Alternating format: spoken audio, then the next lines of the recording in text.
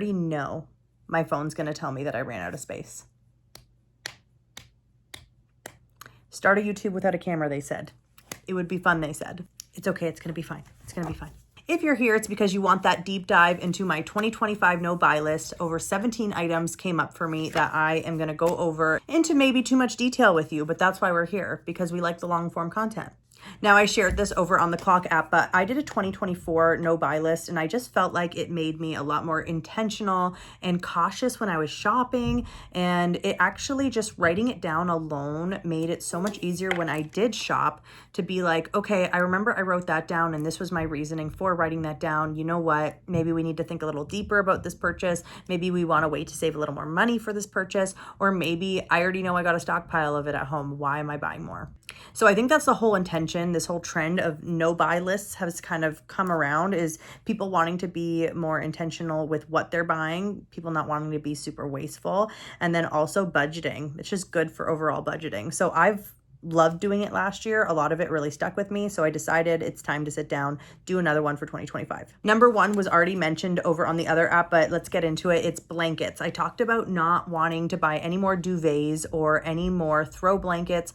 I feel nowadays, especially with like HomeSense, TJ Maxx, Marshalls, all these places, these trendy items often go viral, like mega viral of, oh my gosh, you need this new blanket. It's so cute. You have to have it. I'm going to look us all in the eyes and say, you do not need that St. Patrick's blanket. You do not need that blanket with a ghost on it.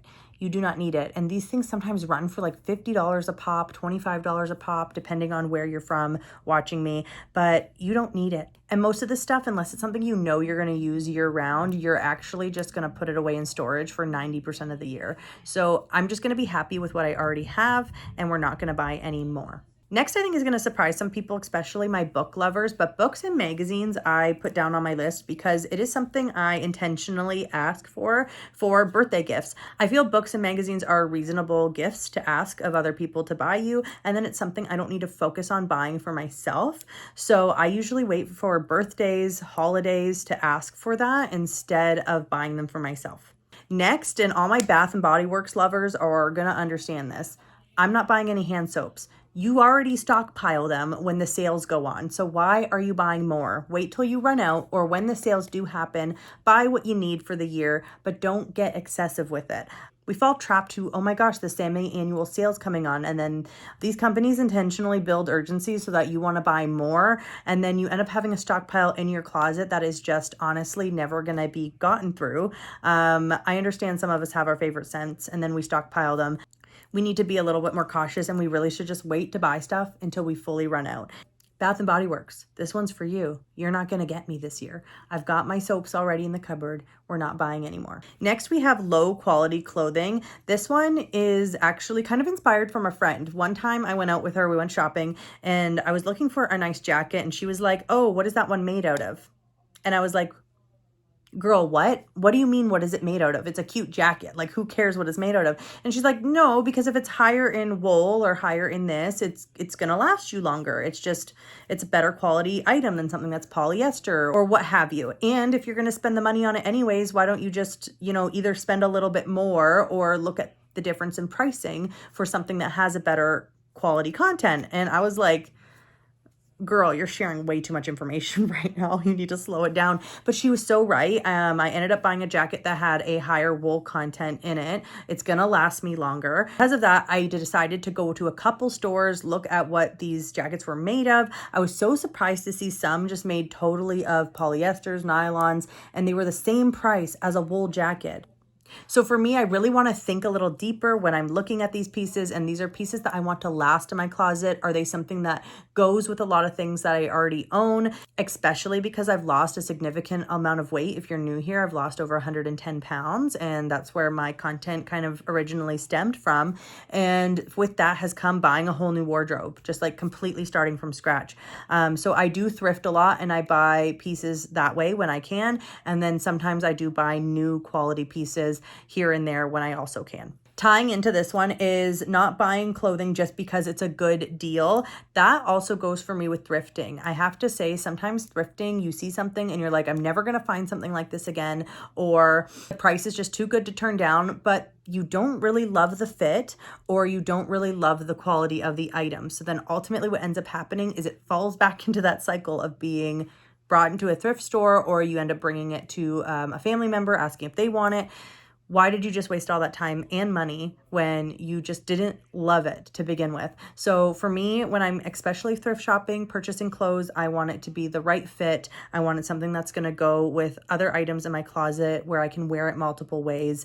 And then I like the quality of it. Do I like the quality of the piece? And that goes for thrift shopping too. We know fast fashion ends up in these thrift stores like crazy these days. I just want to stop with these throwaway pieces and buy stuff that like sparks joy and I love how it looks on me.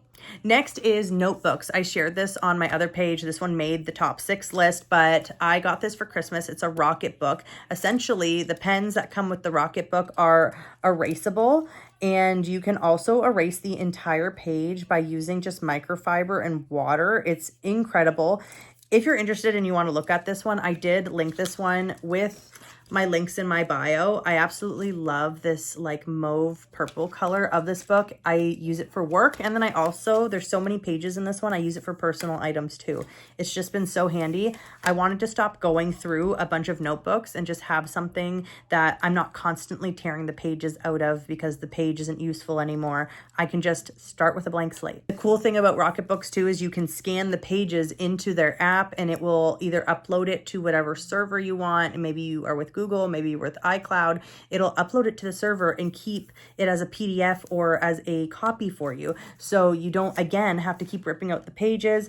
And the bottom of the pages have this unique structure where you can essentially circle to tab what it is, what kind of subject line is it, and you can format everything to go to that subject. So next is hair tools and accessories. Last year, 2024 was a big year for me. I got the Shark Flex style, which I use when I wear my hair naturally curly with the diffuser attachment, and I also use it a lot to blow out my hair. So I really just feel I should rely on the tools I have, stop focusing on buying new ones, or a new trend comes out and then I buy another hair tool I just don't need anymore. I should focus on what I have, what I love already. And then I also have the Bondi Boost thermal hair roller. I use that when I travel for work specifically because the Shark Flex style is a little too bulky for when I am traveling and I need to like reduce the limit of stuff I'm carrying. A thermal brush just works perfectly for like a smooth blowout style for when I'm working and on the go.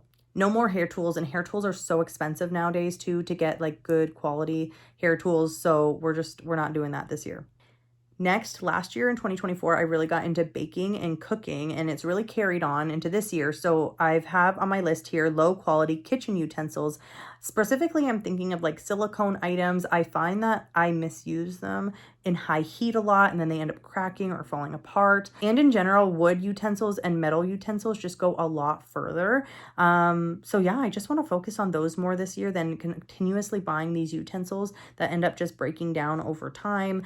Even just kitchen gadgets and tools. We just invested in like a nice stainless steel set for cooking that we've never had before. We've always done stick. So I'm really, really excited to use the stainless steel more often. Even things like coffee makers, things like that. I think we buy things a lot nowadays and they're pretty like throwaway, or there's a deal going on and we're just sucked in by the price. I just want to buy good quality stuff for the baking and things that I enjoy doing and things that are going to last me a lifetime and are functional for my needs. So kitchen utensils, kitchen products, I'm just going to be a lot more careful. I'm going to do a lot more research this year. Next is cleaning products. I actually just want to wait till I'm on empty. I am really guilty for stockpiling and buying stuff when it's on sale, when I should really just wait till it's empty. There's always a sale on cleaning products. I just really want to wait to buy these things until I need them, and I'm not buying them because of the wow factor of the sticker price. We know there's always going to be a deal on these things, and you're always going to know that once you're like practically out, you can check the deals of the products you like or wait. So it's really not that big of a deal. Next is pre-made protein shakes.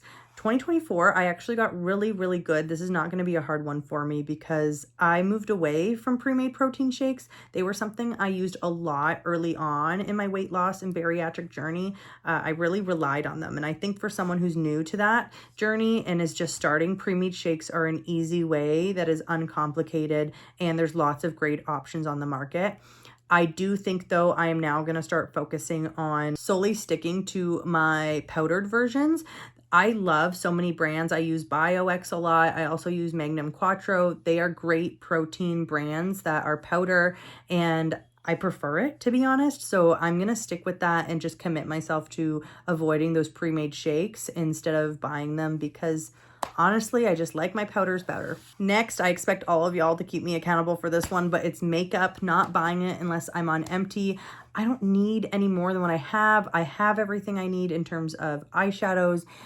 Just wait till I'm on empty. Things like mascara or foundation are like the only things I can foresee I may go empty on this year, but everything else, why are we buying it just because it's on sale? Sephora does another deal. A new product goes viral. I have what I need. I like what I have. The crazy thing is something goes viral too. I end up using it and then I don't like it as much as the original product I was using before that thing went viral and then I bought it.